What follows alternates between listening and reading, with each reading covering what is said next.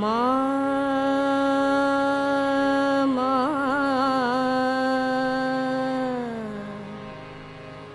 मा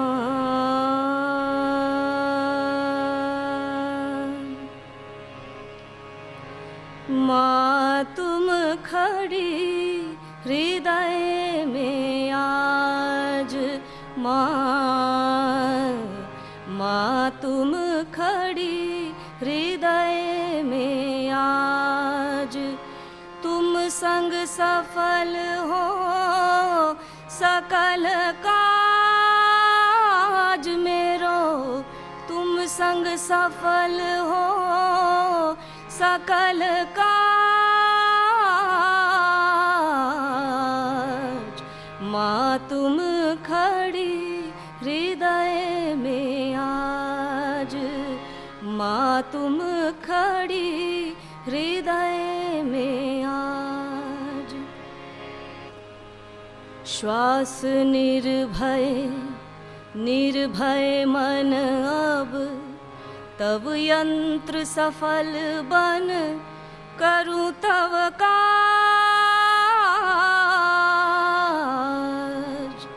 श्वास निर्भय निर्भय मन अब तब यंत्र सफल बन करूं तव काज। ना कोई त्रुटि हो ना कोई भेद। ना कोई त्रुटि हो ना कोई भेद। निर्भय प्राण सजे इंद्रिया साज। निर्भय प्राण सजे इंद्रिया साज। माँ तुम खड़ी हृदय में आज। माँ तुम खड़ी हृदय में आज।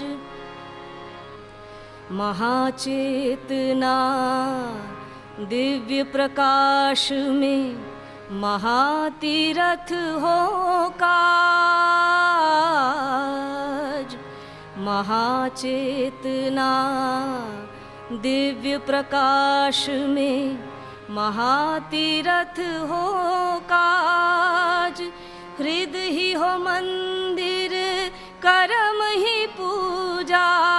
हृदय ही हो मंदिर कर्म ही पूजा। तुम्हें समर्पित माँ जन मन जन हित सचित प्रकाशित। जन मन जन हित सचित प्रकाशित।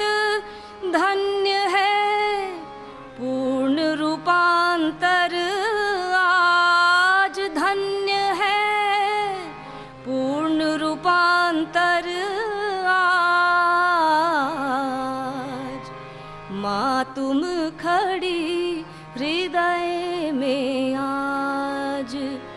तुम संग सफल हो सकल काज मेरो। तुम संग सफल हो सकल काज।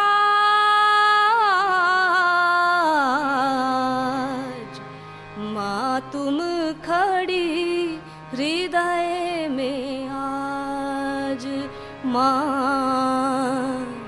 माँ तुम खड़ी हृदय में आज।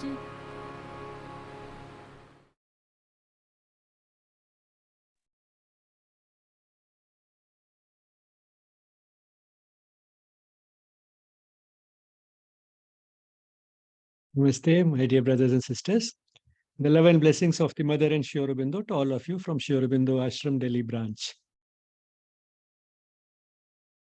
And this devotional song in the melodious voice of Me Too, whom you heard just now, is about a vision that a devotee very often has of the mother being in his heart, and therefore the mother acting through him. The mother is there within, and it's just the hands that we use outside, visible on the outside, that creates that illusion of me doing something, but it's the mother within that is acting through us. And with that, what is there to fear? Success is ensured. And to remember the divine in success is far more important than remembering the divine in failure. In failure, in any case, we may think of the divine to help us move from that failure to success.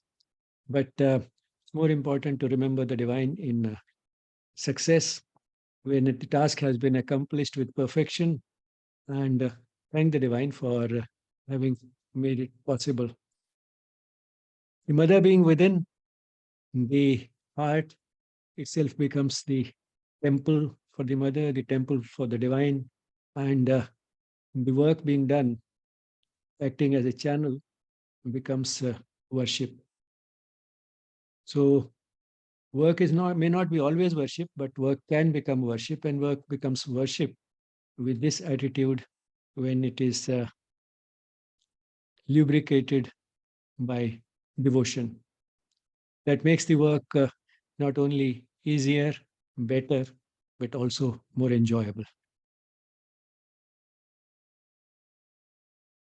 Now, today's topic is high blood pressure, an extremely common problem today, sometimes affecting very young people, occasionally even children, but in 30s and 40s, it has become so common. And uh, it is one of those things which, just next to overweight, perhaps, gives us a warning that something is wrong and that we need to relook at our lifestyle, particularly the way we look at life, the type of goals and aspirations we have in life, because that is what eventually affects both our sense of well being as well as physical health, including our body weight and the blood pressure and other things that we are talking about in this series. So, with that background, let me turn to the PowerPoint.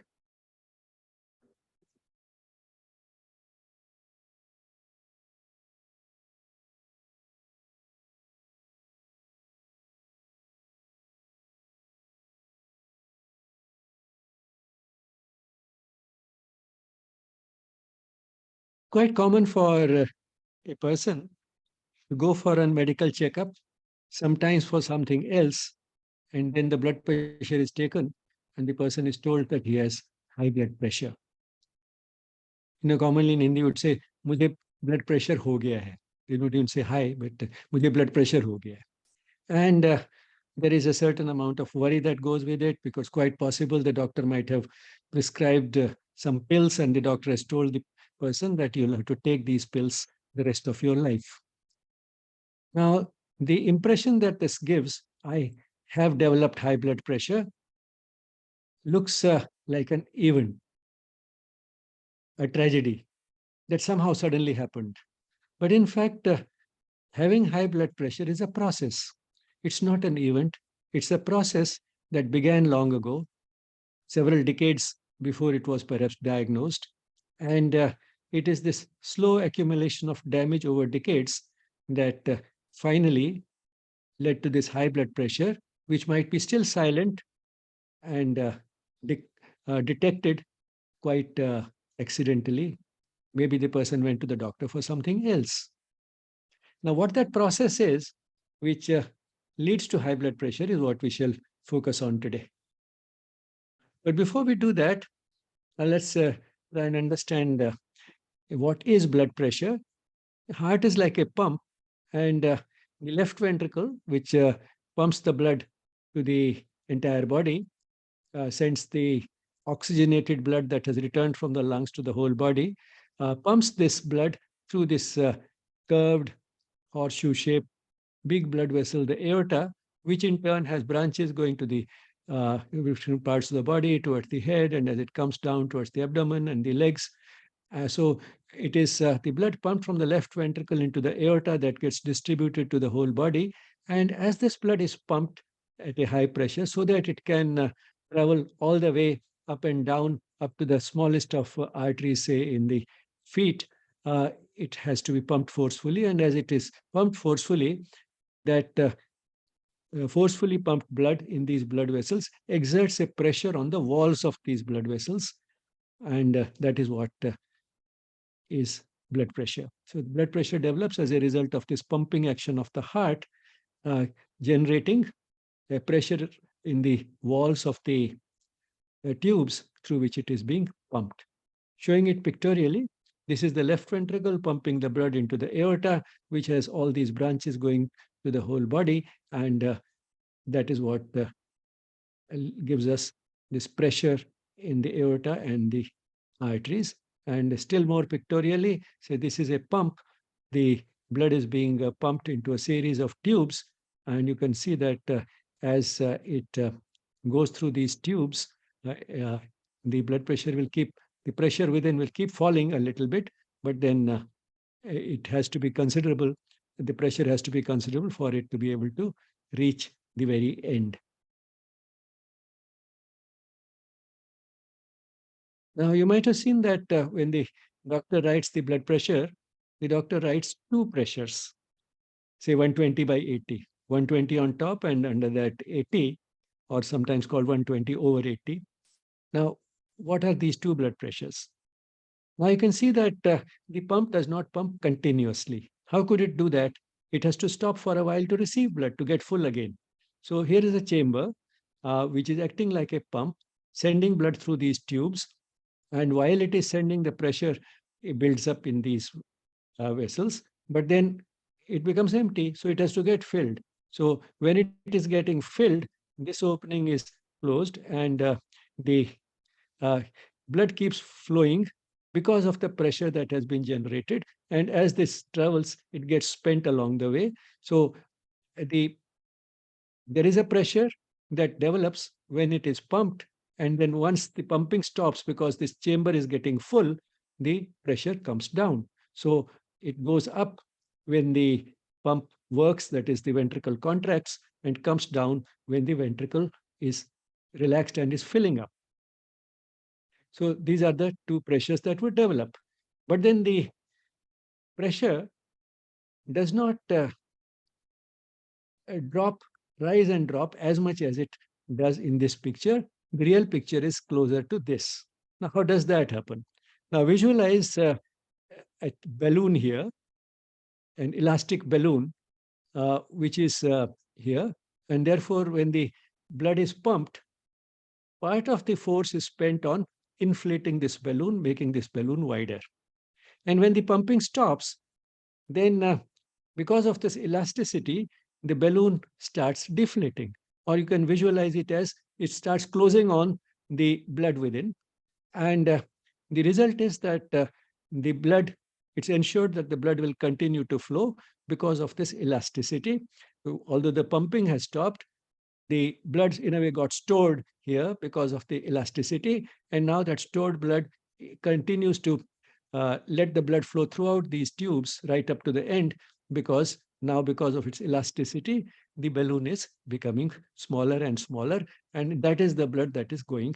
And the result is that the blood pressure or the pressure in this entire network of tubes does not rise as much as it otherwise would have. It does not rise as much because it's not being entirely sent through these tubes. Some of this pressure is getting absorbed because of the balloon getting inflated because of its elasticity, and therefore pressure does not rise as much as in this picture.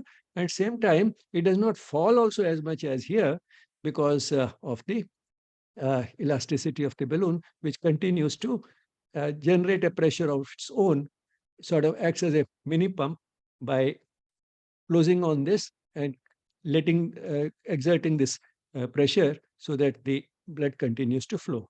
So it does not fall as much as over here.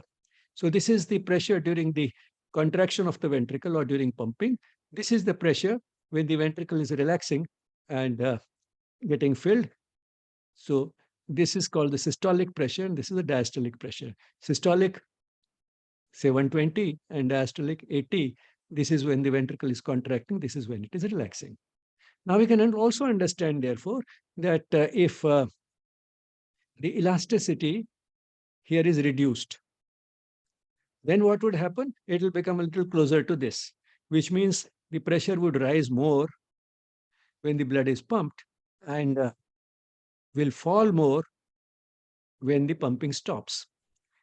Now, to some extent, reduction in the elasticity of the arteries is a part of the aging process. So to say, in layman's language, you would say the arteries become stiff. They don't, they lose their elasticity to some extent. They become stiff, and therefore, when the blood is pumped by the heart, the arteries cannot accommodate that much, and therefore the pressure rises more. And then, because of the same reason, now there's not much scope for closing on this blood, and therefore the pressure drops more than it would. It becomes closer to this picture. So an increase in the systolic pressure and an increase in the pressure between the systolic and the diastolic, which is called the pulse pressure, both these increase to some extent with aging. But then aging is a process that doesn't follow the same curve in everybody. It can be slowed down, and therefore it's not inevitable that the pressure would rise. In many, it does not rise that much even with age. So, but all the same, it's understandable how reduction in the elasticity of arteries, which is a part of the aging process, with age, all functions decline, including the elasticity of the arteries, and that is what gives rise to a higher systolic pressure. Since diastolic pressure is something which we don't worry about that much, and we shall see why, this increase in the systolic pressure sometimes is called isolated systolic hypertension. That's only the systolic pressure is high. And sometimes the diastolic pressure might have also increased to some extent, not as much as it would have. So the reduction in the diastolic pressure because of loss of elasticity gets compensated by an increase in the diastolic pressure because of other reasons. And so the diastolic may still be within the normal range. So that's how we get isolated systolic hypertension. And that is the commonest type of hypertension in people above 65 years of age. Now let's see a little more mathematically this whole process. Blood pressure is equal to cardiac output multiplied by peripheral resistance. Now what is this cardiac output? Cardiac output is the amount of blood pumped. So one can understand more the blood pumped, more would be the pressure generated. Now what is this resistance, peripheral resistance? Resistance offered by the network of tubes. So more the resistance offered, the greater will be the rise. Now what is the resistance due to? Because of the narrowing of the arteries. One can visualize, easily that suppose a pump is sending water through a series of hose pipes in a garden. Now, more the blood that is pumped into these hose pipes, these pipes which are connected to the pump, more will be the pressure generated. Also, if the tubes through which it is going are narrow, the pressure will rise. For example, suppose there's a wide tube through which the water is flowing, and we squeeze it or put a nozzle in front which has a narrow opening. Suddenly you find that when there was no nozzle, the blood was flowing limp. The fall was limp, which means it was not going very far, and because the pressure was not much. The pressure had dropped by the time it reached that level. But if you apply a nozzle or you squeeze it with your finger, suddenly it goes like a jet. And that's because the opening has become narrow, and now the pressure is higher. It comes out at a higher pressure, therefore it goes like a jet, it goes to a longer distance. So these are the two things that would determine the blood pressure: the blood pumped and the resistance offered. And one can see that the initial pressure which is generated when the pump is working would influence mainly the pressure at the time of pumping, when it is being pumped, that is the systolic blood pressure, when the ventricle is contracting in terms of the heart. Whereas the resistance offered will affect more the extent to which the pressure drops during the pressure drops when the blood is not being pumped or the water is not being pumped. So we find that you can again visualize the same way the water being pumped through a series of tubes in a garden. If you do not have the nozzle and you stop pumping, then very soon the flow will stop, which means the pressure will drop to zero. Whereas if you have that nozzle, even after you stop, because of that narrow nozzle and high pressure, the blood will continue to flow for some time, which means that the diastolic pressure when the blood is not being pumped, will depend more on the resistance offered. Now, both these have a sort of place in understanding high blood pressure, because the systolic blood pressure would depend more on the elasticity of the arteries, whereas the diastolic pressure will depend more on the how narrow or wide the arteries are. And while the elasticity is a part of the aging process, reduction in the elasticity and affects the systolic pressure more, the narrowing of the arteries due to deposition of fatty substances in the walls is more of a pathological process. It's not an inevitable part of aging, but all the same, to some extent, some fatty deposits would form in just about everybody. One can't expect to have clean arteries like a newborn. And when the process is faster, then the deposits can be so much as to give a pretty high diastolic blood pressure. And we give greater importance to that because it is the deposition of fatty substances in the arteries, which also tells us that a similar deposit would have happened in also some of the vital organs. It's not that we are measuring it in the artery in the arm, and that's only the place where it has happened. It has happened all over. It's a generalized process, deposition of fatty substances. It would have happened in the heart, which can give heart disease. It could have happened in the kidneys, and that's what can give kidney disease. It could have happened in the brain. That's what can give a stroke. So it is the diastolic blood pressure which tells us that the pathological process, the disease process of the deposition of fatty substance in the arteries has reached a considerably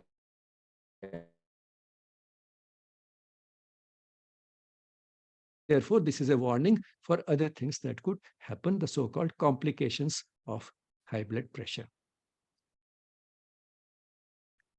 Now, this just gives a pictorial representation of the blood being pumped into the aorta and its branches. And here we have these fatty deposits which have narrowed down the passage. We already discussed this. Why is the diastolic pressure considered a more important indicator of high blood pressure?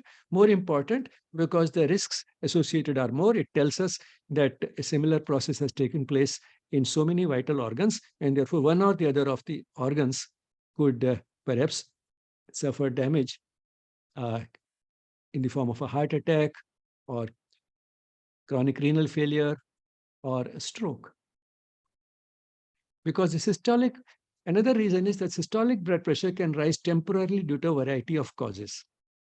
It's not only the aging process, but when say a person is angry, agitated, even then the heart beats faster and harder.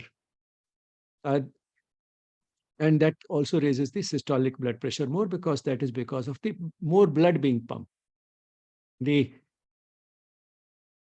peripheral resistance, that is the resistance offered by the blood vessels, may not change that much. Because say, if a person is taking exercise, the blood is pumped, more blood is pumped, and therefore systolic pressure can go up. But then the resistance offered may not have changed much or might even go down because the arteries in the arteries of the muscles which are active during exercise, those arteries would have widened up to increase the blood flow to the exercising muscles. So that will actually bring down the resistance offered in the muscles. And therefore, the diastolic pressure may not rise. In fact, it may fall a little because of the opening of the arteries in the muscles. So systolic pressure can rise temporarily due to a variety of causes like exercise, anger, excitement, agitation, etc. On the other hand, diastolic blood pressure gives a better idea of the degree to which the arteries have got narrowed down due to fatty deposits. Now, that is also explains why repeated readings are required before making the diagnosis of high blood pressure. The person might arrive after walking, so exercise. Then the person may be worried, do I have high blood pressure? Now, worry and anxiety also raise the make the heart pump more blood because of the sympathetic nervous system becoming more active. Then, while the blood pressure is being taken, the presence of the doctor in front of him, the blood pressure cuff around his arm, and the fact that he's worried about what the reading will be. Will it be high? Will I be labeled somebody with a high blood pressure? Will I have to take pills the rest of my life? Now he's thinking of all these things. And therefore, the blood pressure, particularly the systolic blood pressure, may go up because of these reasons. It's not a permanent thing. It's a temporary process while the blood pressure is being recorded. And because the presence of the doctor and being in the hospital environment or the doctor's chamber contributes substantially to it, it's sometimes called white coat hypertension. The doctors usually wear a white coat, and white coat hypertension. And therefore, what we need to do is, firstly, put the patient at ease. Secondly, take repeated readings, because as the person gets accustomed to that environment more and more, and feels that, yes, the blood pressure may not be permanently high, it may be only a temporary thing, he relaxes. And when he mentally relaxed, while the blood pressure is being taken, the subsequent readings might be lower. So that's why we need repeated readings, not only on the same day, but sometimes also on consecutive days for a few days before saying that the person actually has high blood pressure. Because the blood pressure can rise temporarily due to a variety of causes, some of which are a part of normal fluctuations due to anxiety, etc., or exercise. Also, time of the day could affect the blood pressure. So it's a sustained rise, that is a rise that is maintained, that qualifies as high blood pressure. And therefore, repeated readings are required. Now, once we know what the person has, how much blood pressure the person has, which is quite stable and sustained. Now, within that, how high is really high? Now, these guidelines have been changing, and now an inevitable rise in blood pressure with age is not considered an important factor. So more or less for all age groups, the criteria are the same. And these are the guidelines provided by the National Health Service of the United Kingdom. And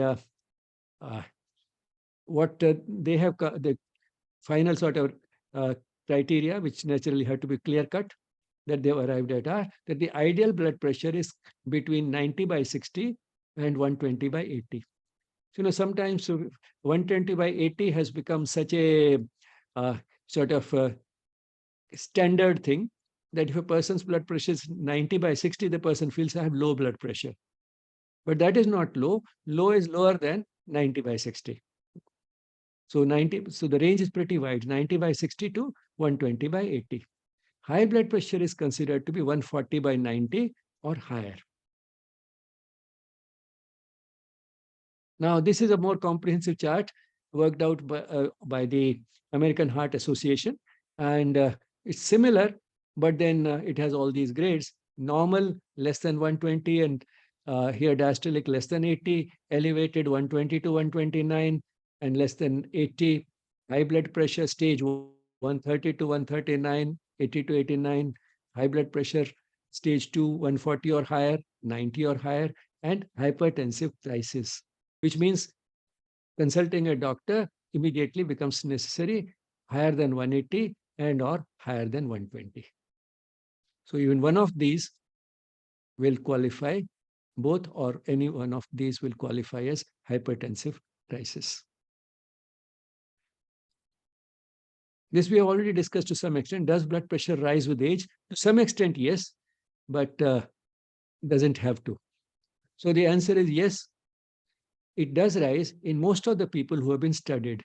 And those who have been studied are primarily in the Western countries, people who are even in the developed countries, people who are staying in cities and so on. And but it's found that it does not rise actually in people who live a primitive lifestyle, whom we do not reach in these research studies. Which means that lifestyle contributes even to the age-related rise in the blood pressure. So those living a primitive lifestyle generally, and some people have gone to the extent of saying there's just one factor. Adding extra salt to our food makes all the difference. If a person has never added table salt, some people go to the extent of saying if a person has never added table salt, and of course with that will go the other aspects of the primitive lifestyle. If a person has never added table salt to his food, then his blood pressure at 70 will be exactly the same as age 17. That is absolutely true. And just one thing, that salt can make that much difference, is debatable. But the idea is to drive home the point that primitive lifestyles are normally associated with no change in the blood pressure with age.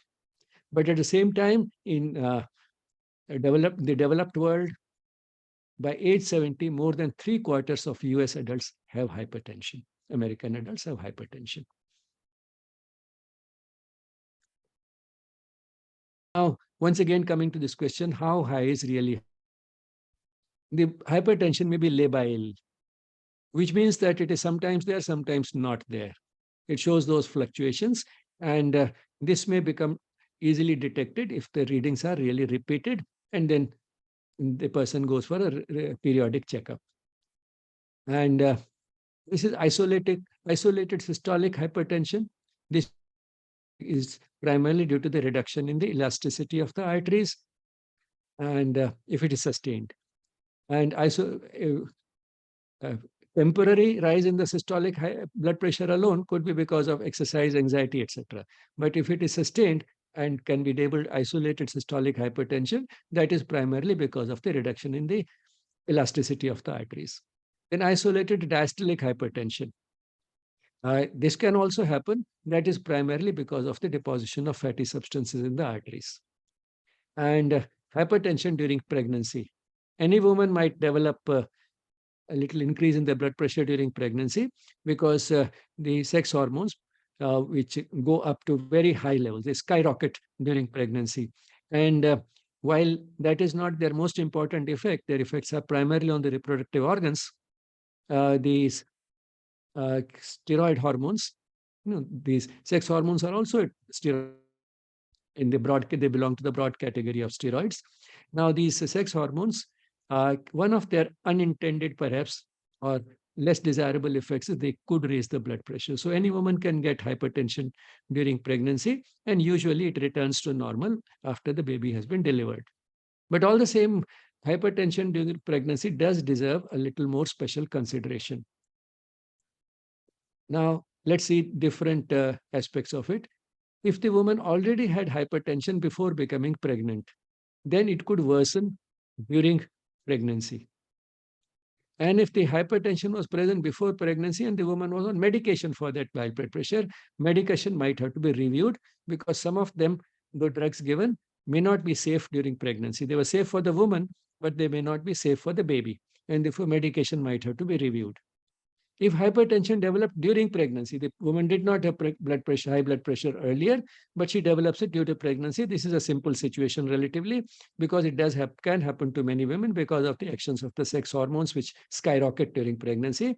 It may remain just that is hypertension during pregnancy and return to normal after delivery. But all the same, it may not be as simple as that. In any of these above situations, there's a possibility of serious complications involving various organs with grave risk to both the mother and the baby. And one of the first indications of this serious complication is the appearance of protein in the urine, which indicates renal damage. Normally, we do not have protein in the urine because the filtration process, the process of filtration in the kidney, ensures that this will not happen. The protein molecules are too big to pass through the filter in the kidneys. So the place where the blood is getting filtrated to initiate the process of urine formation. So the place where this blood is getting filtered, that filter in the kidneys does not allow big molecules like protein molecules to pass. And therefore, there's no protein in the urine. But when that filter is damaged, which means that the kidney is damaged, protein could appear in the urine. And that is why throughout pregnancy, you might have seen during antenatal care, these are two important things that are done repeatedly: measurement of blood pressure and urine examination becomes even more important if the woman has developed high blood pressure during pregnancy or had it already before pregnancy. In either of these situations, repeated measurement of blood pressure during pregnancy is an important part of antenatal care and also desirable, particularly if high blood pressure has developed during pregnancy, to examine the urine for the presence of protein. because it could be the first warning of more serious complications, which can be a grave risk to both the mother and the baby. Does hypertension run in families? Whether it is high blood pressure or heart disease or high cholesterol levels or diabetes, these are all diseases for which the risk is increased by a large number of genes. So the inheritance is not a single gene, uh, but because of inheritance is because of a large number of genes.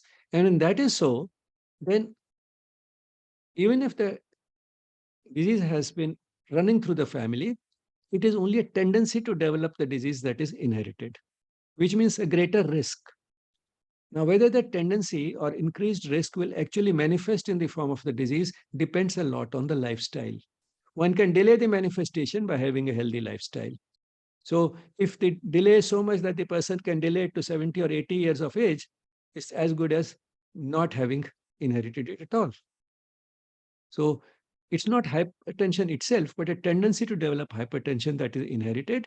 At what age the tendency would manifest, that is actually show up as high blood pressure, depends on the lifestyle.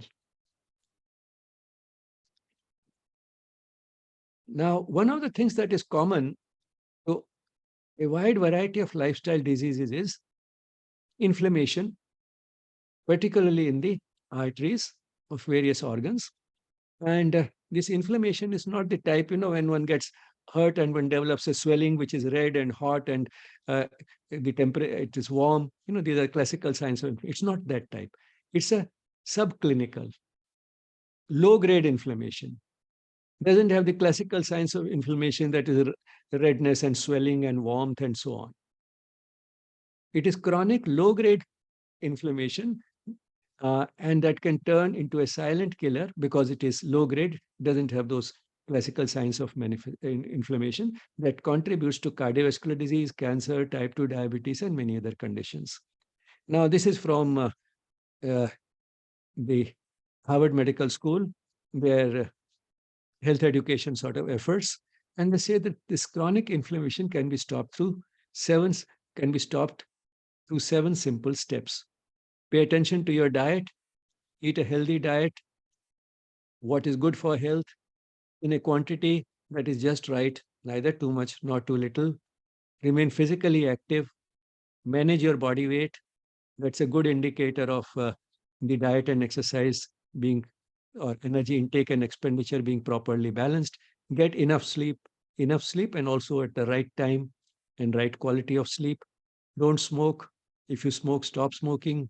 Limit the use of alcohol and conquer chronic stress. Like you see, essentially, it always comes down to those same factors, no matter where you go, whom you talk to, when it comes to lifestyle. The important thing is whether one does it out of fear of disease and death, or whether one enjoys doing it. That is what will, to some extent, determine the level of stress. Because if the person is doing it out of fear of disease and death, that fear itself is stress. There may be many other types of stress in life. And then all these things which involve major changes in the lifestyle may be inconvenient to the person, yet the person is doing it for the sake of living a little longer. Now, that itself creates stress. Some of the things the person enjoys, he has to give up. He may enjoy sleeping till late in the morning. He has to get up early in the morning. The person may enjoy omelets and cutlets. The person is being forced to take green vegetables instead. Now, all this can cause chronic stress, and the stress resulting from the so-called deprivation, the person being deprived of things that he enjoys. This deprivation, the stress due to this deprivation, may contribute more to the diseases than the good that this healthy lifestyle might do. And therefore, the important thing is chronic stress. And for that, the most potent, infallible prescriptions that we have are in ancient spiritual disciplines like yoga. So that is where yoga enters everywhere. Now let's see the symptoms of hypertension. Usually it is symptomless, and that is why it's called a silent killer, but there may be a headache. Now, how does the headache due to hypertension differ from the headache due to sinusitis? The location of the pain, location of the headache, sinusitis is strictly not in the head. It is more behind the nose and behind the eyes. And the time at which it is at its worst. Headache due to hypertension is usually at the back of the head and is at its worst on waking up in the morning. It becomes less and less as the day progresses.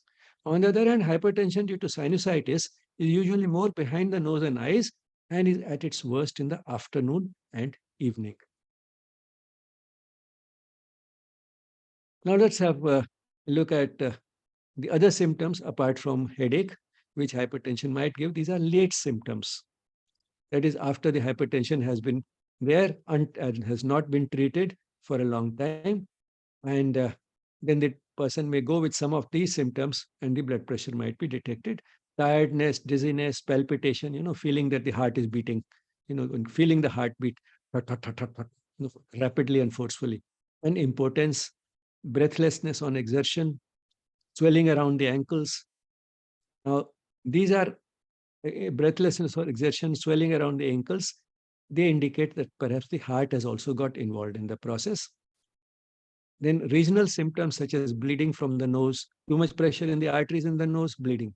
Then absence attacks, that is, because of the arteries of the brain, the person may not get a stroke, but the person may just suddenly feel as if he couldn't think of anything, he was not fully conscious, but just in a split second, he recovers, he did not actually fall. Or the attention again returns. Transient ischemic attacks, as they are called. Ischemia, reduction in the blood flow. Transient, so these absence attacks. Now, these could be some of the symptoms because of the involvement of particularly the heart and because of the brain. And these may be the symptoms that take the person to the doctor, and then the blood pressure is detected. Now, high blood pressure begins slowly, silently, without a warning. Symptoms come pretty late and progresses stealthily without being noticed, chori chipe, to become a threat to life. That's why it's called a silent killer. And therefore, it is recommended that blood pressure be checked up every alternate year after age 30 and every year after age 40. And of course, the mother of most cardiovascular diseases, including high blood pressure, is overweight. And correspondingly, if an overweight person who has high blood pressure may be able to come back to normal blood pressure just by losing weight, not necessarily by becoming completely sort of thin and lean, but just losing 5 or 10 kilos, even if the person is still now on the stocky side, that may be the person's basic constitution. Just by losing 5 or 10 kilos, the person's blood pressure may come down to normal. Here is this actor, Ron Perlman. I lost 90 pounds and my blood pressure went down to a normal level and the salt in my urine disappeared. And well, I mean, what he means is, that he was perhaps eating too much salt earlier, and therefore the urine also had more salt. Salt from the urine will not disappear completely. And that was when I had to make, after all, he's an actor, he's not a doctor.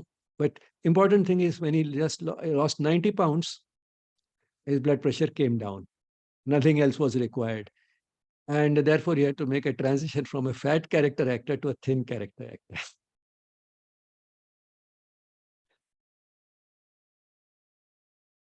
Now, why is hypertension called a silent killer? Because it can lead to complications which can kill. And those complications are heart disease, kidney disease, and stroke. And blindness may not kill, but then one can understand it's a serious complication. Now, what are the risk factors for stroke? Of course, all lifestyle factors. But once I heard a talk by Professor Srinath Reddy, a friend and a eminent cardiologist. He said that there are 3 major risk factors for stroke. The first is hypertension. The second is hypertension. And the third is hypertension. So hypertension is the top risk factor for stroke.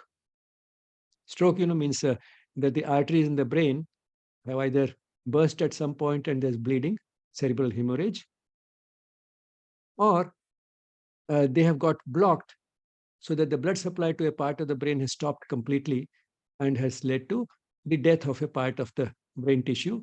That is, an infarct has developed there, the way it happens in the heart during a heart attack, during myocardial infarction. So one of these things, either an infarct or bleeding, either of these would be called stroke. And for stroke, the most important risk factor is high blood pressure. Treatment of hypertension. Firstly, one has to make sure whether it really is hypertension through repeated readings when the person is relaxed. Is it sustained or is it labile? So after making sure that the person actually has sustained high blood pressure, it's permanent, then we have to think of treatment. Now, in treatment, one has to decide between sometimes medication and going to the root of the issue. Now, to understand this, let's take an analogy. Suppose the car has broken down and on the way while you are driving, then what would one do? One may get hold of a few boys, young people, who can push the car up to the workshop. Now, this is acting on the end result. What is the end result of whatever is wrong with the car? We still don't know what is wrong with the car, but the car is not moving. It is stopped. So the end result is the car is not moving, and by pushing it, it moves. But then this is not the solution. It has to be taken to the workshop. That is where the mechanic will go to the root of the issue and see what is wrong with the car. Now, in the same way, the blood pressure can be brought down through a pill. That is like getting these young people to push the car. Now, if one boy is tired, or the one set of boys is tired, we get another set of boys. In the same way, the action of one pill is over. The duration of action is 8 to 12 hours, most of these pills, so they have to be taken twice a day.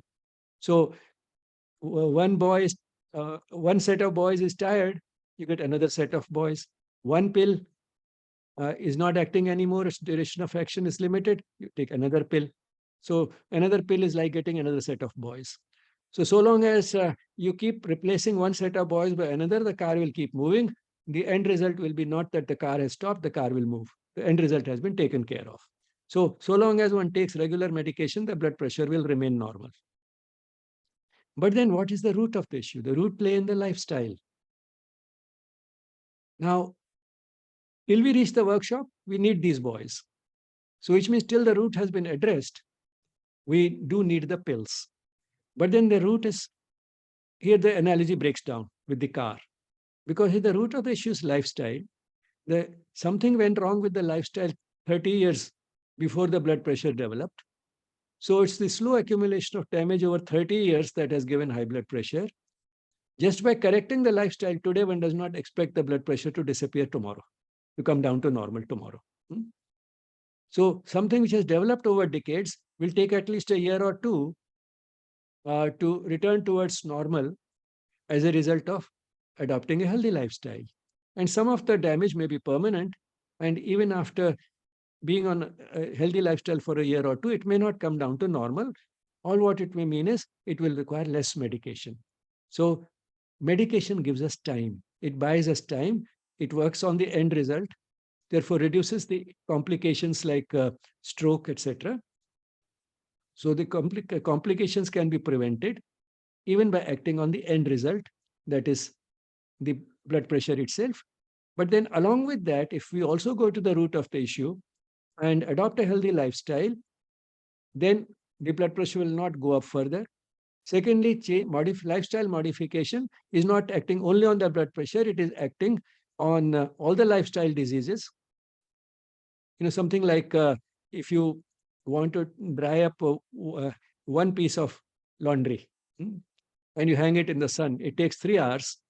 If you have 10 done and hang them, that also takes the same time. So you don't need anything extra to prevent 10 lifestyle diseases. The same lifestyle modification is adopted for high blood pressure will also decrease the risk for heart disease and diabetes and stroke and cancer, etc. So by lifestyle modification, we will be able to reduce the blood pressure over a period of time, but still it may not come down to perfectly normal, but the dose of medication required would be less, which means fewer side effects.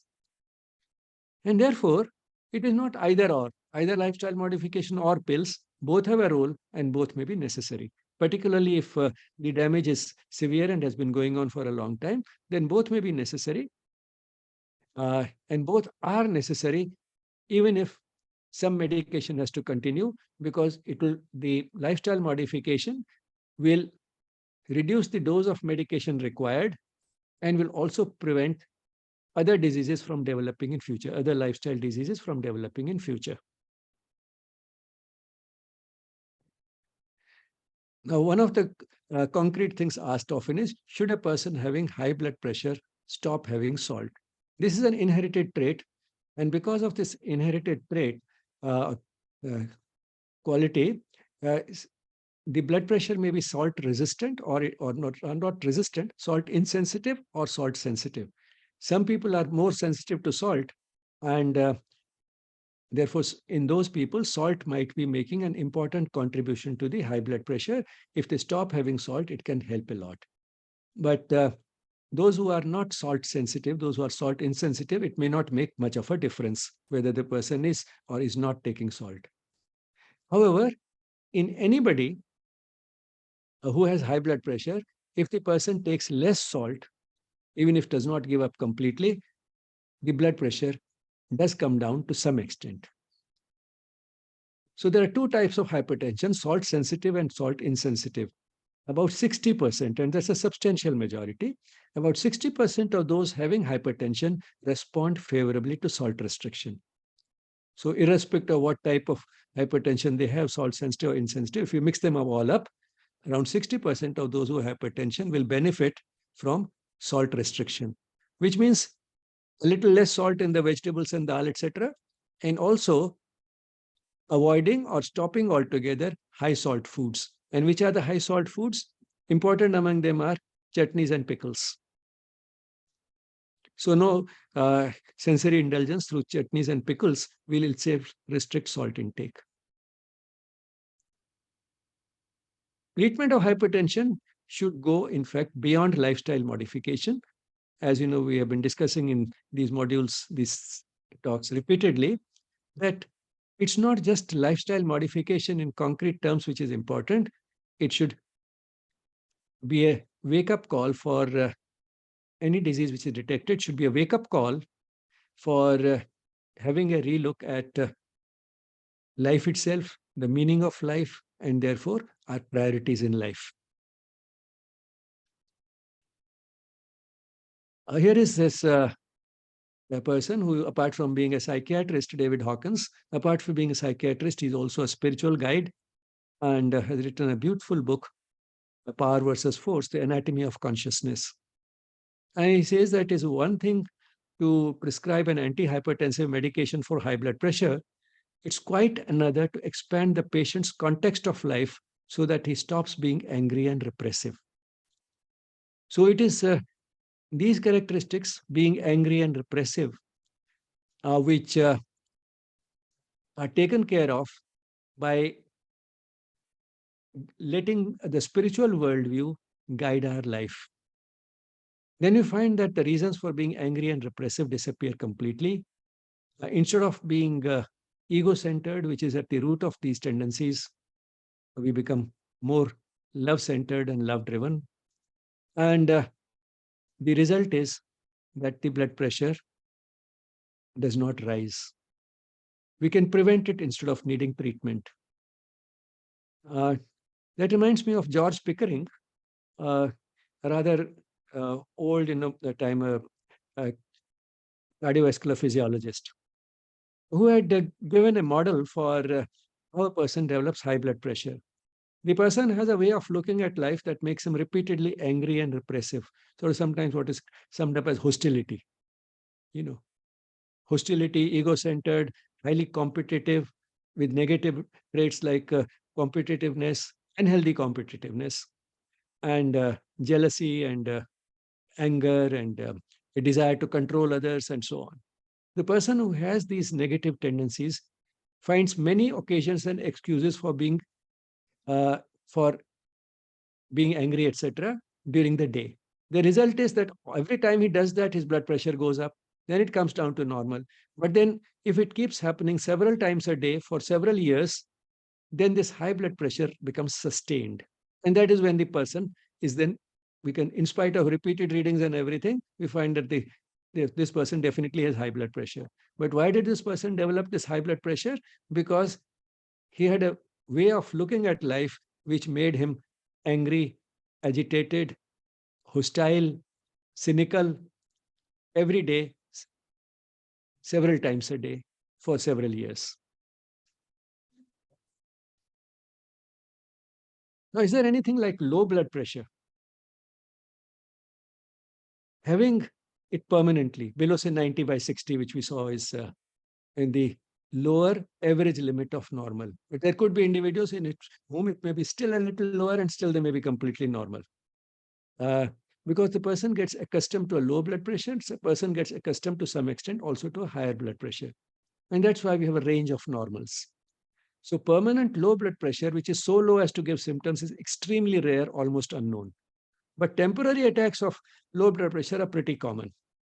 And what are the symptoms of these temporary attacks? First, there's a warning. The person feels dizzy, and the person might fall, faint and fall. Now, fall is in a way nature's way of telling the person, treating the person. Because you see, the dizziness and fainting is because of the reduction in the blood flow to the brain. And that happens before blood flow falls to the legs. Firstly, blood flow reduction in blood flow to the legs will not matter much, not as much as reduction into the brain. On the other hand, reduction in the blood flow to the brain occurs earlier because that requires the heart pumping the blood against gravity. It has to be pumped upwards. So it's against gravity. And therefore, whenever this temporary attack comes, the first thing that happens is that the blood flow to the brain drops. The person feels dizzy. If he doesn't pay any attention, he faints and falls. Now, if he falls, he's flat, horizontal. And therefore, now the blood to the brain doesn't have to work. Blood to the brain doesn't have to be pumped against gravity. Now, gravity is not involved. So, the blood flow to the brain improves, the person can recover. However, this is not the best way to treat. Of course, nature has built in this protective mechanism, which is helpful, but then the fall may lead to other types of serious injuries. And therefore, one has to heed the warning and do something. That is what is important. Now, what is it that can give these temporary attacks? First, let's see. Standing still for a very long time. And that's why you would see that no watchman stands completely still all the time. If nothing else, the person at least moves his legs a bit. Change of posture. Now, this can happen because every time we say shift our posture from lying down to standing, the blood has to be pumped against gravity in the standing posture. And therefore, it could lead to a fall in blood pressure. But doesn't, because there are mechanisms in the body, reflexes in the body, which come into play within seconds. And therefore, as we are changing the posture, those reflexes make sure that the blood continues to flow normally to the brain, even in the standing posture. But then these reflexes can slow down. And any function in the body deteriorates with age. And therefore, this type of a temporary attack of low blood pressure, which leads to fainting and falling, is more likely in an older person than in a younger person. And just as all other processes of aging are slowed down by spiritual attitude to life through yogic practices of asanas and pranayamas, the yogic practices improve the sensitivity or reduce the slowdown of these uh, deterioration of reflexes with age. And the result is that this is less likely in a person who has been practicing these yogic practices. But at the same time, aging can't be stopped. It is only slowed down. So what a person should do, irrespective of whether the person is doing these practices or not, as the person gets older, if he gets the slightest warning that this type of thing is developing, as the person is changing his posture from lying down to standing, there is some sort of dizziness, what the person can do is two simple things. Most important, don't do it quickly. From lying down, come to the sitting posture. Sit for a minute or two, then stand. And another second thing, which also can be sometimes very helpful in preventing a fall, from lying down, sit up, sit for a minute or two, and then while standing, hold something. Could be take a wall support or a piece of furniture, but make sure that near the bed, there is something which you can hold that will prevent the fall. And all this involves doing things consciously. And that is again a part of yoga. To do everything with full consciousness, including the asanas, is also a part of yoga. And that is another way in which yoga can help in preventing this type of problems. So standing still, change of posture. Then it can be sometimes due to and being emotionally upset by anything. Particularly, many people are very sensitive to the sight of blood. Not only their own blood, say while the blood is being taken by a doctor, if they look at the syringe and the syringe getting filled up with blood, they get this attack. But even somebody else's blood, somebody has been injured, they see that injured person bleeding. The person who is looking at it can also faint. So seeing blood, then severe pain. In pain, generally increases the blood pressure. Acute pain increases blood pressure. If the pain is very severe, instead of increasing the blood pressure, it leads to a fall in blood pressure, and that's a temporary attack. Then hunger. Being extremely hungry can also lead to low blood pressure. Hot environment. The person has been in the hot environment for some time. The person has sweated a lot, has lost water and salts, and that has led to this low blood pressure. And alcohol. Alcohol opens up the blood vessels, doesn't narrow them down. If the blood vessels open up, the blood pressure can fall. It's the narrowing which raises the blood pressure. It's the widening that can lead to a blood fall in the blood pressure. Treatment depends on the cause, and we'll focus on just these three. Change of posture, as we saw, change of posture should be in steps from lying down to sitting, sitting to standing, hold something while standing up, and that can take care of it. Doing things consciously. Hunger, eat something. Hot environment, loss of water and salts. So apart from lying down, which will prevent a fall, etc., and will improve the blood flow to the brain, consume a few good helpings of salt and water. Salt, not just ordinary salt, preferably the types of solutions which are used for oral rehydration, like electral or nimbu pani. That is, squeeze a lemon in a liter of water, add to it a spoon of salt, and so salt plus the electrolytes in the lemon juice will take care of it. And the person may also be a little hungry. No harm in adding 4 spoons of sugar also to this 1 liter of water.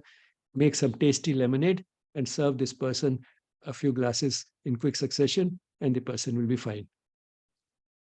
So in any case, prevention is better than cure. So one can prevent the blood pressure from falling by taking a few simple precautions. Early in the morning, particularly after having been in bed for several hours while asleep, sit up for a few minutes. Use that period of sitting up to pray. So sit up, pray, and then get down. And while getting down, hold something. Hunger, don't let yourself go to that type of hunger which leads to a fall in blood pressure. Hot environment, it may not be always possible to avoid hot environment, but one can always carry water and or some lemonade along. So before anything serious happens, one can keep replacing the water and salt lost due to sweating. Protective clothing, not letting the head get very hot. So all those things can help in preventing the fall in blood pressure due to heat. And again, yoga comes in, uh, reducing the possibility of low blood pressure, these attacks, a change in the attitude to life, doing things consciously, like change of posture consciously, heeding a warning consciously. Now we return again to the more common problem, that is high blood pressure. So here is the pronouncement by the doctor, I have high blood pressure. The person is worried and anxious, but then this is not an event as we saw, this is a process. And we have tried to understand the process. And what contributed to the process was all these things: diet, physical activity, sleep, tea, coffee, smoking, and above all, chronic stress.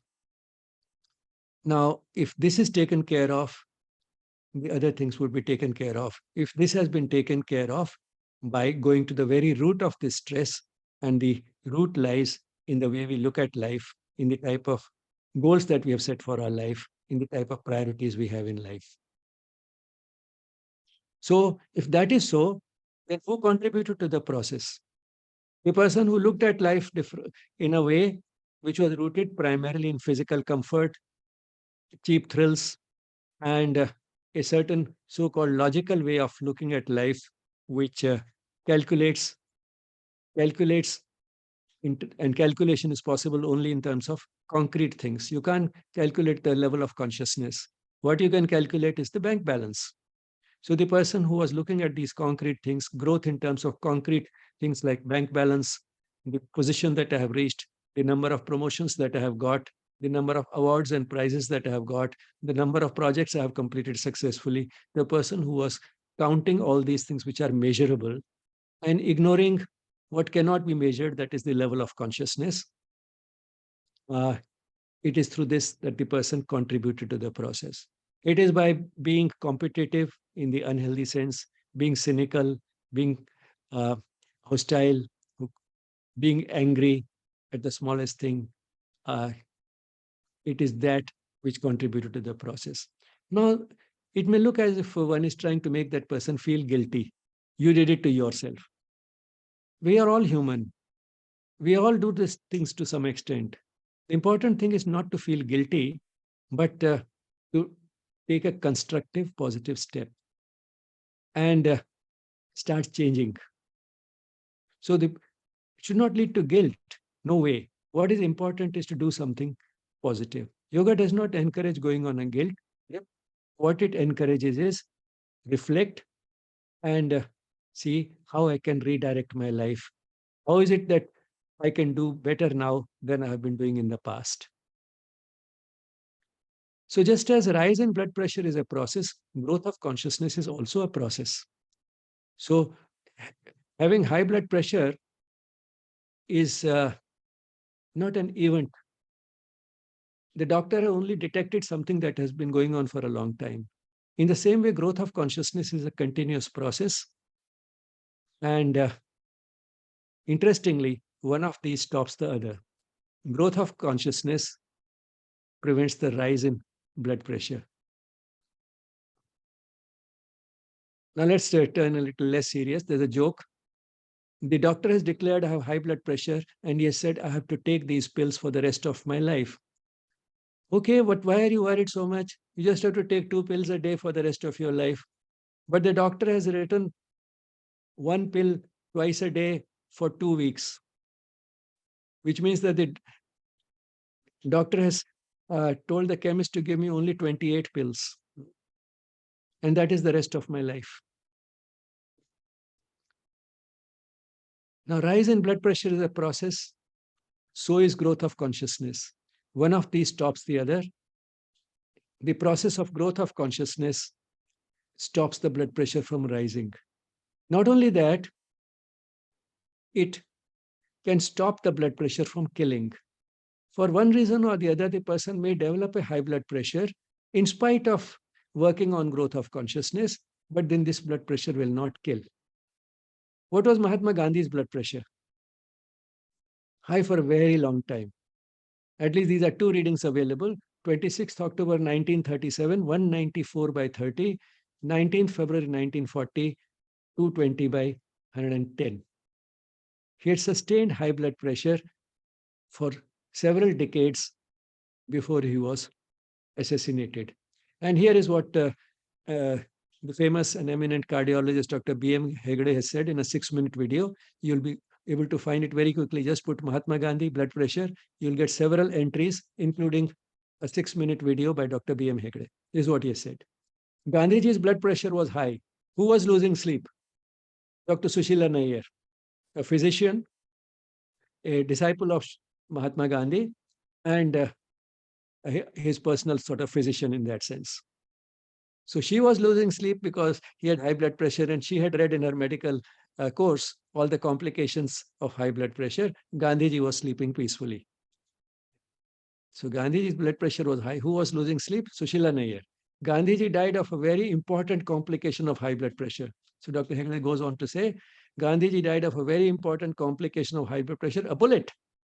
His kidneys were all right, his brain was all right, his heart was all right, because his mind was all right. He didn't hate anybody. Or to put it positively, he loved everybody. So love is the key. That's what kept his kidneys, his brain, his heart, everything all right. And he died of something else, the bullet.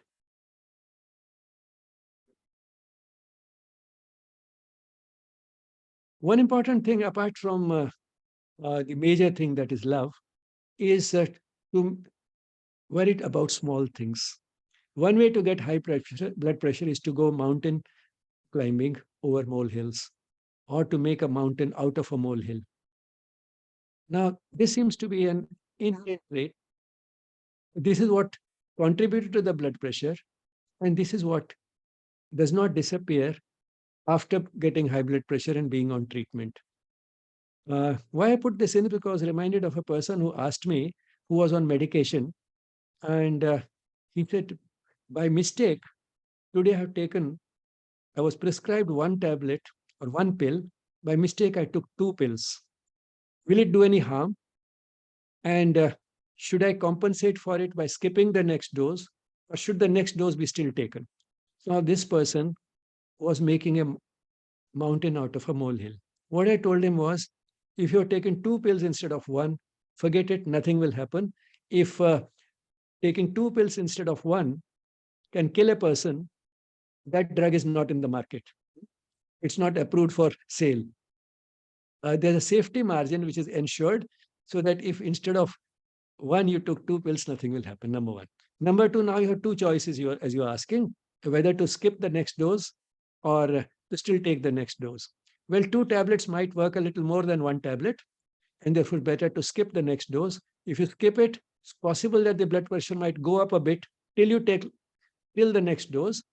That will not do any harm. But if you let the blood pressure go down more than it should as a result of taking your next dose still at the right time, then you might get some dizziness and fainting and so on. So then you may get low blood pressure, and that can give these symptoms. So skip the next one and forget about the whole thing. So, this habit of making a mountain out of a molehill is also exaggerating everything. And this again essentially comes from chronic self-absorption. Look beyond yourself, you will not have time to think about all this. Rise in blood pressure is a process, so is growth of consciousness. One of these stops the other.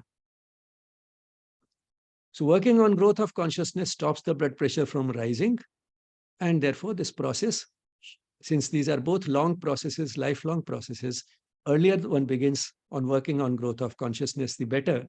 But at the same time, it is never too late to begin. One can begin after getting the diagnosis. And in that sense, the diagnosis by the doctor is a wake-up call. Wake-up call, pay heed to the call, which we all have, but we don't pay attention. As Sri Aurobindo says in Savitri, heaven's call is rare, rarer the heart that heeds. The doors of light are sealed to the common mind, and earth's needs nail to earth the human mass. Only in an uplifting hour of stress, men answer to the touch of greater things. So, heaven's call is rare. Not everybody is called to aspire for union with the divine, but still rarer is the heart that pays heed to this call. The doors of light are sealed to the common mind. The doors of light, the true light, the light that gives us the total truth that comes from our divine essence, the soul. The doors of light are sealed to the common mind. The common mind refuses to get illumined by the light, the all revealing light of the soul. And earth's needs nail to earth the human mass. Where is the time to pay heed to that light? The earth's needs are so many. All the physical requirements, personal requirements, requirements of the family and friends and the society. The earth's needs nail to earth, sort of pin the person down to earth, much of humanity. Earth's needs nail to earth the human mass. But then this call may be heard when only in an uplifting hour of stress, men answer to the touch of greater things. So it is stress, it is a misfortune, it is a calamity, it is a traumatic event that may make the person pay heed to this call, because that is when the person thinks of the one whose power is unlimited, for whom everything is easy. One tries to get support from there. One turns to this. That's when one turns this call. Only in an uplifting hour of stress, men answer to this call, answer to the touch of greater things. So this declaration by the doctor that you have high blood pressure is one of those uplifting hours of stress. Take it in that spirit. It's a wake-up call. Pay attention to this call, which may be rare, but then with a in this uplifting hour of stress, anybody can get a bit of that call, a glimpse of that call, at least a temporary glimpse of that call. Don't let it disappear. Don't pay this, don't let this attention to this call disappear. Hold on to it and work on the growth of consciousness, which is what listening to this call will do. And the blood pressure, the rise of blood pressure, the high blood pressure will only serve as a wake up call.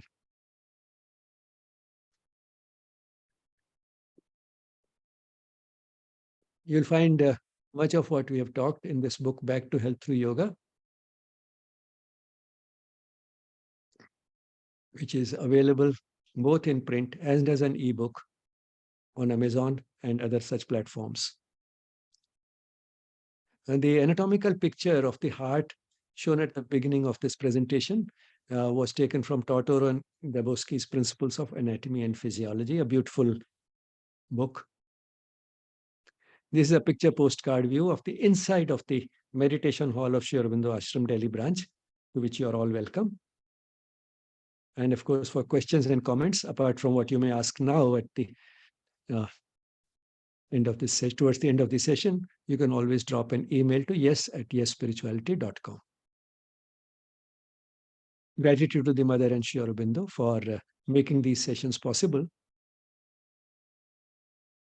And thank you for being there and listening patiently to such a long session.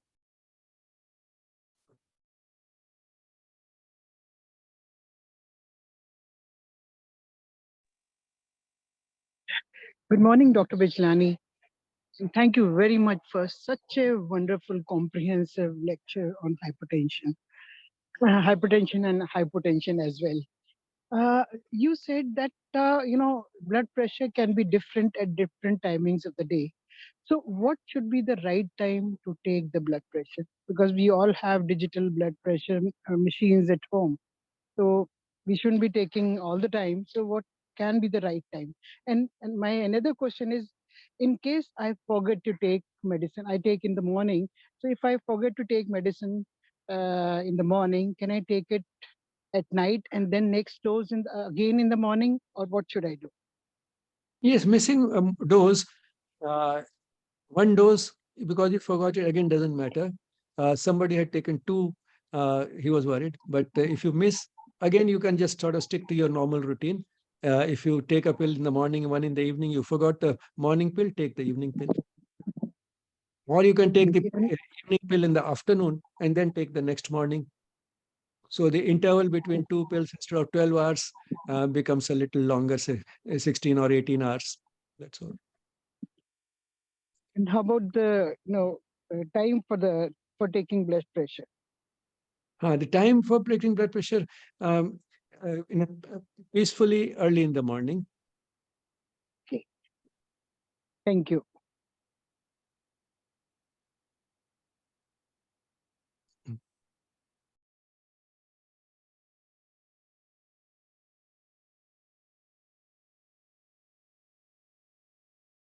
Any more questions? Any questions in the chat? No questions in the chat box. If somebody would like to ask, they can unmute and ask.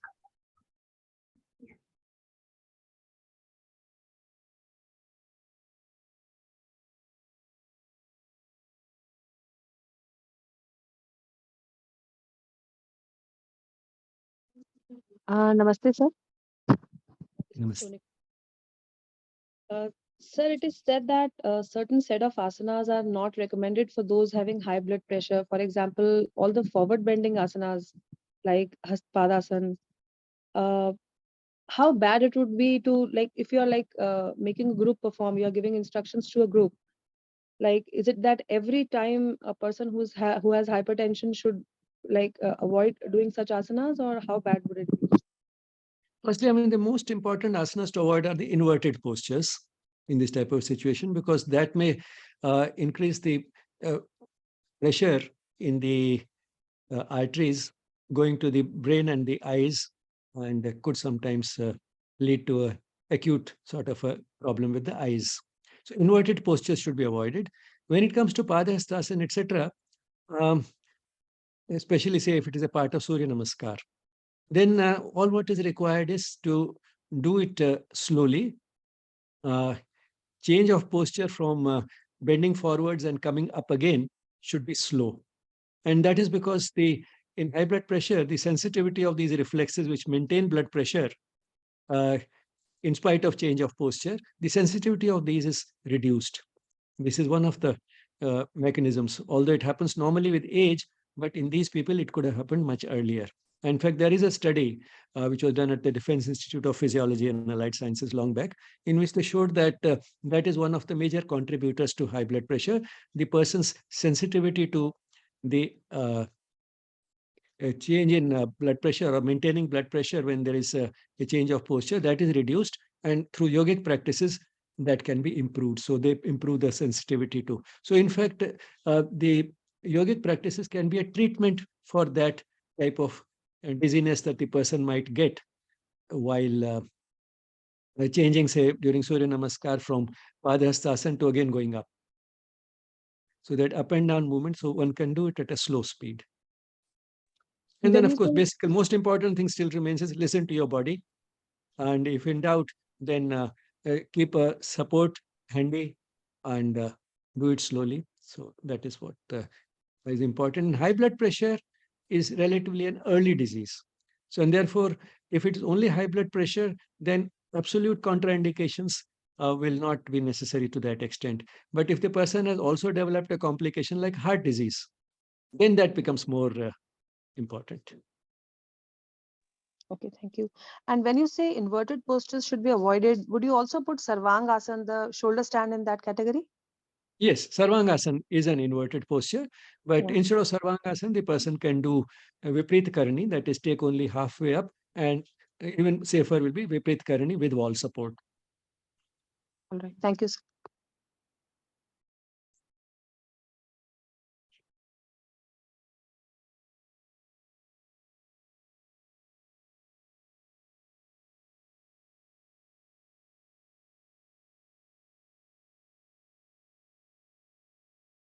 Any other questions?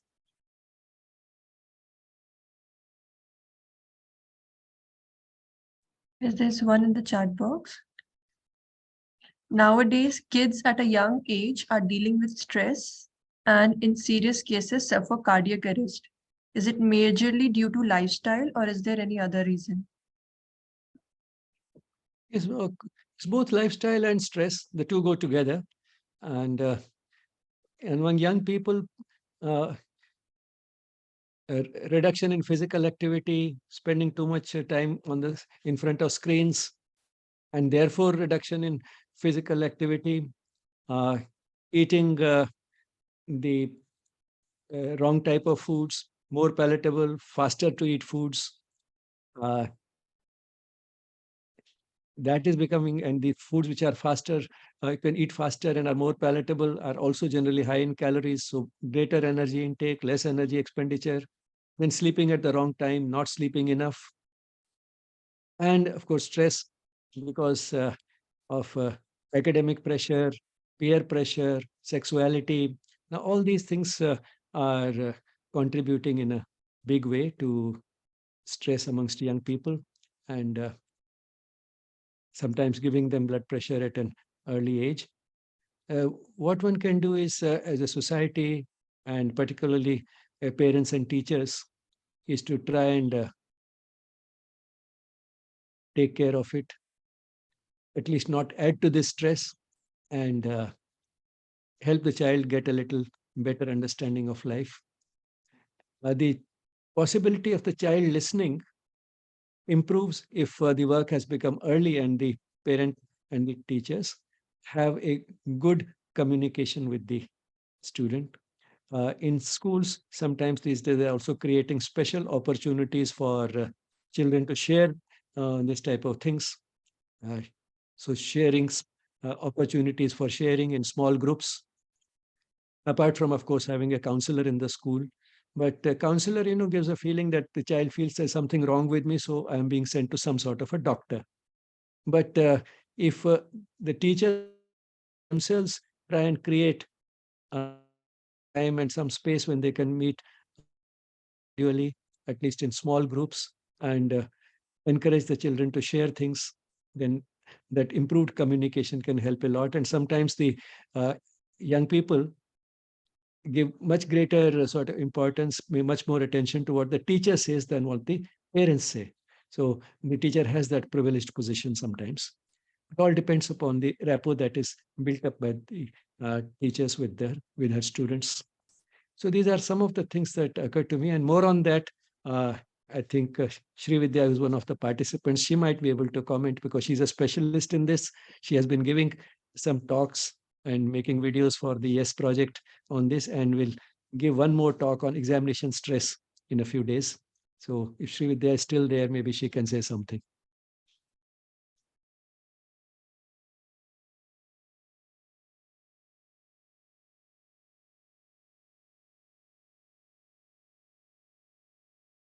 Can see Sri Vidya. Are you listening?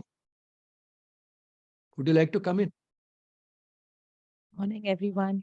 Sorry for the delay in joining back in Okay. terms of, yeah. Yeah, so we're talking about students, right?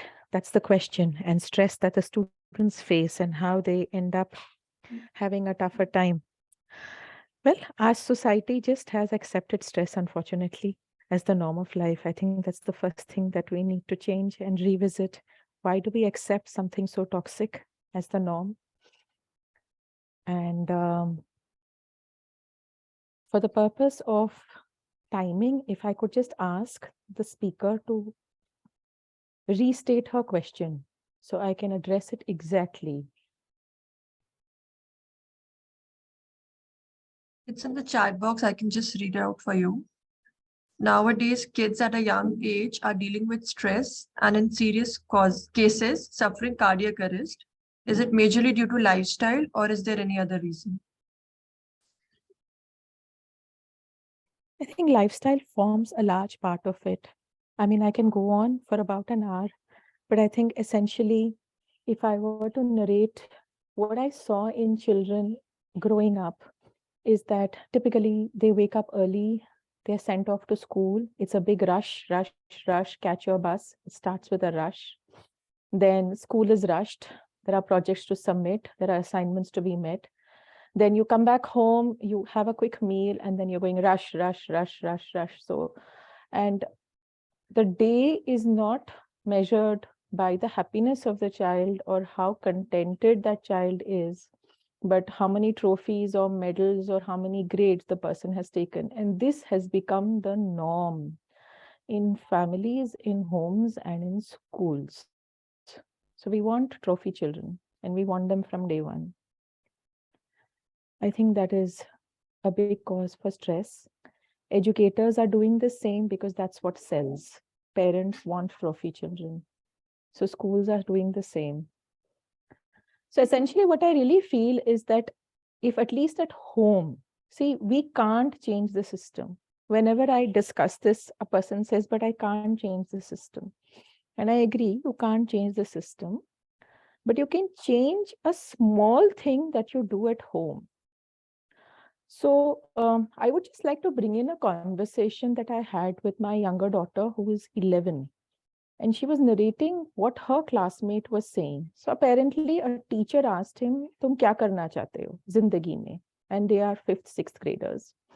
And he said, "My father wants me to be a doctor. My mother wants me to be an artist. मैं तो पक गया हूं, मैं क्या करूं?" And this is a grade 5 or 6 child. And this is a teacher asking. So stress is something that we are encouraging at home. If the child is not driven all the time and doing something all the time, if they don't have back-to-back classes, we feel we are not doing the best for our children. We don't let them be. I think the first thing is that we have to allow ourselves and our children to just be also every day. Body awareness doesn't come when you are rushed. Body awareness comes when you allow yourself to be still. So yes, lifestyle, thought process, wanting to be the biggest rat in the rat race. And there is no such thing actually. So this conversation with my daughter was telling, and obviously a lot of children will go through this. The fact that she manages to bring it up at home and says, "I feel bad for him, he's under stress," is also telling. Essentially, if we are always in a rush and always trying to achieve, we are going to be stressed. And then we are going to take to foods that give us fast energy. And then the rest of what Sir said, all the physiological effects start piling up. So let us not become consumers of an economy that wants to actually just consume us. People are selling things that are like fast food. Let's not. We don't have to consume them. So you make that difference in your island, in your home, in your conversations. You pursue a hobby for the sake of it, not because you want to follow an exam always. Your child will follow. I'll pause there. I think I said a lot.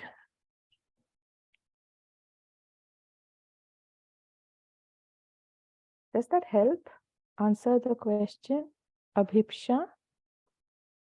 That's it.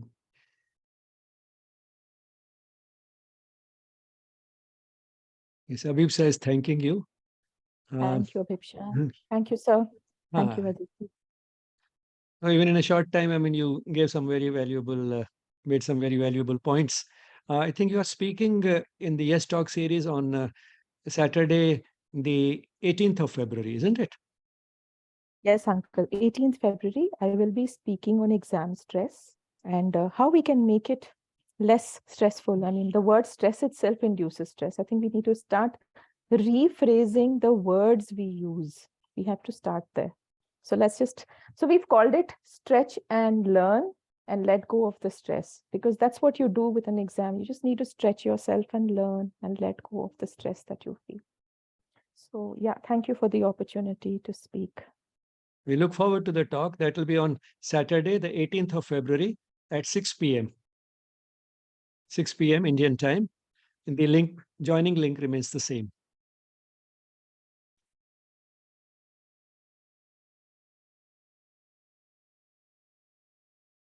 All right, I think Anything with else? that, we can close today's session and thank you, everyone. We end with a short Thank you. silence.